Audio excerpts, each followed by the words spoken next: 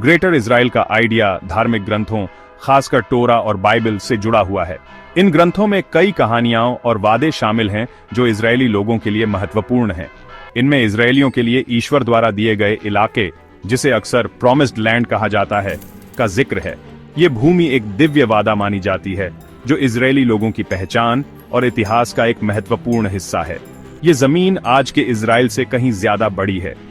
प्राचीन काल में यह क्षेत्र कई जनजातियों और साम्राज्यों का घर था और इसका आकार और सीमाएं समय के साथ बदलती रही। मिस्र की नील नदी से लेकर आज के इराक में बहने वाली यूफ्रेट्स नदी तक बाइबल में एक शक्तिशाली इजरायली साम्राज्य का वर्णन है।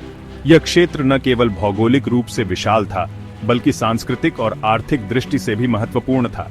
ये प्राचीन ग्रंथ यहूदियों और ईसाइयों दोनों के लिए पवित्र हैं और कुछ लोगों के लिए इनका एक खास पॉलिटिकल मतलब भी है। इन ग्रंथों की कहानियां और वादे आज भी लोगों के दिलों और दिमागों में गहराई से बसे हुए हैं। ईश्वर द्वारा दी गई मातृभूमि का विचार एक मजबूत प्रेरणा देता है। इस विश्वास को बढ़ावा देता है कि यह भूमि उनका जन्मसिद्ध अधिकार है। यह भावना इजरायली समाज के विभिन्न पहलुओं में देखी जा सकती है, चाहे वह धार्मिक हो या सांस्कृतिक।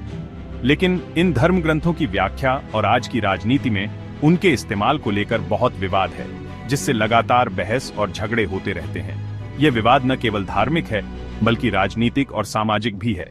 ग्रेटर इजराइल का विचार, जैसा कि इन ग्रंथों से लिया गया है, इजराइल पैलेस्टाइन संघर्ष का एक मुख्य मुद्दा बन गया है। यह संघर्ष केवल भूमि के लिए नहीं है, बल्कि पहचान, अधिकार और न्याय के लिए भी है। कुछ लोग इन बाइबल के वादों को शब्दशः मानते हैं, तो दूसरे उन्हें प्रतीकात्मक या रूपक के तौर पर देखते हैं। यह व्याख्या का अंतर ही है जो विभिन्न दृष्टिकोणों और विश्वासों को जन्म देता है।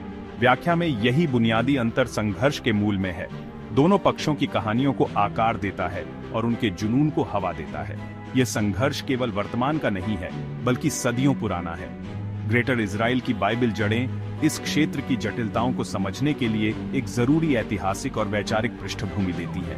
यह पृष्ठभूमि हमें यह समझने में मदद करती है कि क्यों यह क्षेत्र हमेशा से विवादों का केंद्र रहा है। ये उन गहरे विश्वासों की जानकारी देती है जो मध्य पूर्व में राजनीतिक बातचीत और गतिविधियों को आकार देते रहते हैं। यह समझना महत्वपूर्ण है कि इन विश्वासों का प्रभाव केवल धार्मिक नहीं, बल्कि राजनीतिक और सामाजिक भी है।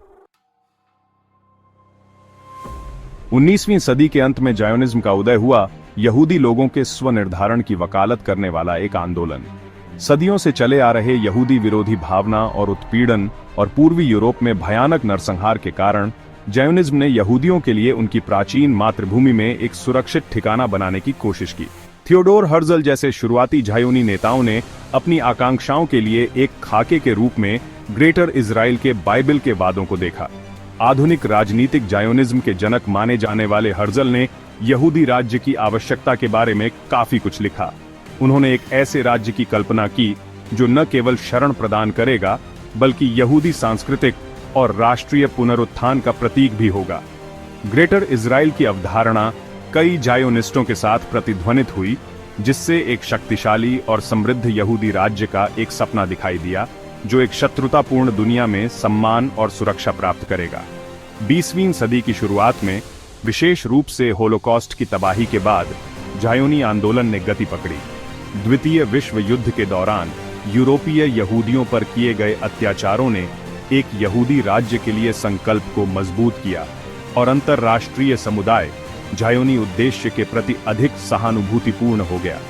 1948 में इजराइल राज्य की स्थापना एक ऐतिहासिक क्षण था, जो कई यहूदियों के लिए एक लंबे समय से देखे गए सपने के साकार होने का प्रतीक था। इजराइल का जन्म हिंसा और विस्थापन के साथ हुआ। इसके निर्माण के समय यह क्षेत्र पहले से ही तनाव और संघर्ष का केंद्र था। 1948 के अरब इजराइल युद्ध के परिणाम स्वरूप नए बने इजरायली राज्य के लिए एक निर्णायक जीत हुई, जिसने इजराइल को एक मजबूत सैन्य शक्ति के रूप में स्थापित किया। लेकिन इसके कारण सैकड़ों हजारों फिलिस्तीनियों को अपने घरों से निकाल दिया गया। यह विस्थापन एक मानवीय संकट में बदल गया, जिससे कई परिवारों को शरणार्थी शिविरों में रहना पड़ा। यह घटना, जिसे नकबा के नाम से जाना जाता है, फिलिस्तीनियों के लिए एक बहुत ही दर्दनाक याद बनी हुई है और नाराजगी और प्रतिरोध को हवा देती रहती है। नकबा का मतलब है आपदा, और यह नाम इस घटना के प्रभाव को दर्शाता है। 1948 के युद्ध में इजराइल की जीत ने उसे संयुक्त राष्ट्र की फिलिस्तीन विभाजन योजना में निर्धारित सीमाओं से आगे अपने क्षेत्र का विस्तार करने की अनुमति दी। इस विस्तार ने इजराइल को रणनीतिक और भौगोलिक लाभ प्रदान किया। इस विस्तार में अतिरिक्त भूमि पर कब्जा करना शामिल था, जिसने ऐतिहासिक फिलिस्तीन के एक महत्वपूर्ण हिस्से पर इजराइल के नियंत्रण को मजबूत किया और फिलिस्तीनी शिकायतों को और बढ़ावा दिया। इसने क्षेत्रीय राजनीति को भी जटिल बना दिया। 1967 का 6 दिवसीय युद्ध संघर्ष में एक और मोड़ था। इस युद्ध ने मध्य पूर्व की राजनीति को हमेशा के लिए बदल दिया। अपने अरब पड़ोसियों पर इजराइल की तेज और निर्णायक जीत के परिणाम स्वरूप उसके क्षेत्र का नाटकीय विस्तार हुआ, जिसमें वेस्ट बैंक, गाजा पट्टी और गोलान हाइट्स पर कब्जा शामिल था। इसने इजराइल को एक प्रमुख क्षेत्रीय शक्ति बना दिया। इस जीत ने इस क्षेत्र में इजराइल के सैन्य प्रभुत्व को मजबूत किया, लेकिन इसने इजराइल फिलिस्तीनी संघर्ष की जटिलताओं को भी गहरा कर दिया।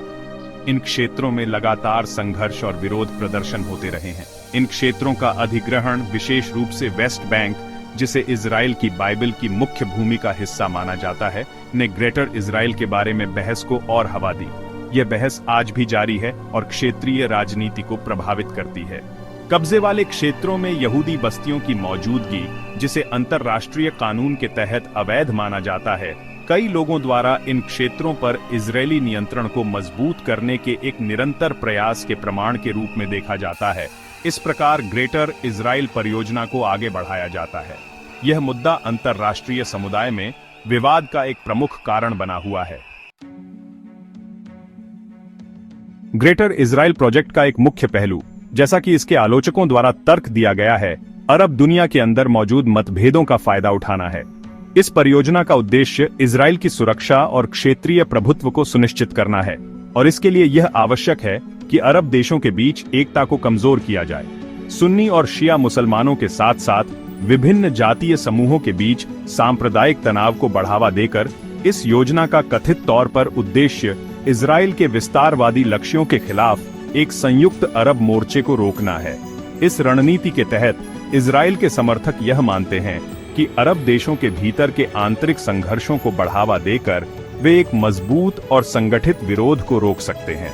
आलोचकों का तर्क है कि यह रणनीति क्षेत्रीय संघर्षों में कुछ गुटों के लिए इजराइल के समर्थन में स्पष्ट है।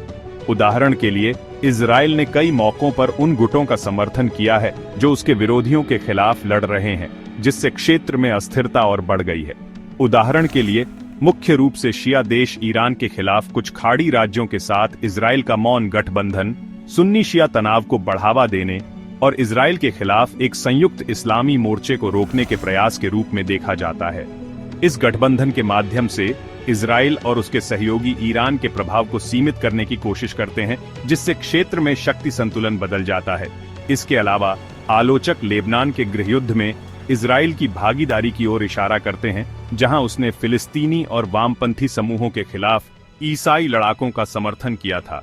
इस फूट डालो और राज करो की रणनीति के एक और उदाहरण के रूप में इस संघर्ष में इजराइल की भूमिका ने लेबनान को लंबे समय तक अस्थिर रखा और वहां के विभिन्न गुटों के बीच अविश्वास को बढ़ावा दिया। तर्क यह है कि मौजूदा मतभेदों को बढ़ा चढ़ाकर पेश करके इजराइल का उद्देश्य अपने अरब पड़ोसियों को कमजोर और विभाजित रखना है। इस प्रकार उसे अपनी क्षेत्रीय महत्वाकांक्षाओं को अधिक आसानी से आगे बढ़ाने की अनुमति मिलती है। इस रणनीति के तहत इजराइल अपने विरोधियों को आपस में लड़ने में व्यस्त रखता है, जिससे वह अपने लक्ष्यों को बिना किसी बड़े विरोध के प्राप्त कर सकता है। सांप्रदायिकता का फायदा उठाने की यह कथित रणनीति एक बेहद संवेदनशील और विवादास्पद विषय है। इस पर विभिन्न विशेषज्ञों और विश्लेषकों के बीच मतभेद है और यह मुद्दा अक्सर राजनीतिक और धार्मिक बहसों का केंद्र बनता है। हालांकि इसमें कोई संदेह नहीं है कि अरब दुनिया में सांप्रदायिक तनाव मौजूद है और बाहरी ताकतों सहित विभिन्न पक्षों द्वारा इसका फायदा उठाया गया है, लेकिन इजराइल किस हद तक जानबूझकर इन मतभेदों को पैदा कर रहा है, यह बहस और अटकलों का विषय बना हुआ है। इस मुद्दे पर और अधिक शोध और विश्लेषण की आवश्यकता है ताकि यह समझा जा सके कि क्षेत्रीय राजनीति में इन तनावों की वास्तविक भूमिका क्या है।